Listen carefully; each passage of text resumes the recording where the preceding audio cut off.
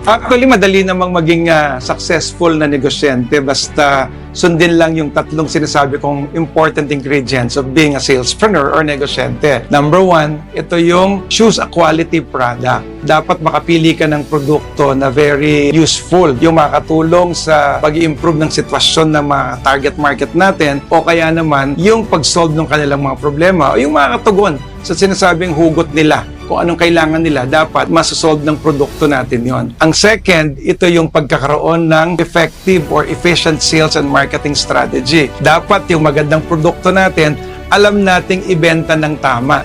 Yung tamang strategy para makarating siya at magustuhan siya ng target market natin. At ang pangatlo, ito na yung effective resource and financial management. Ito na yung parang pagiging negosyante natin. Ibig sabihin, hindi lang tayo magaling bumenta, dapat alam din nating i-manage yung resources natin. Mula sa kapital, mula sa gastos, at syempre, yung pag-ensure ng profitability natin. Kaya dapat, kahit tayo ahente, hindi lang tayo basta bumibenta. Hindi lang tayo basta kumikita. Dapat kaya nating palaguin yung kita natin katulad ng isang negosyante.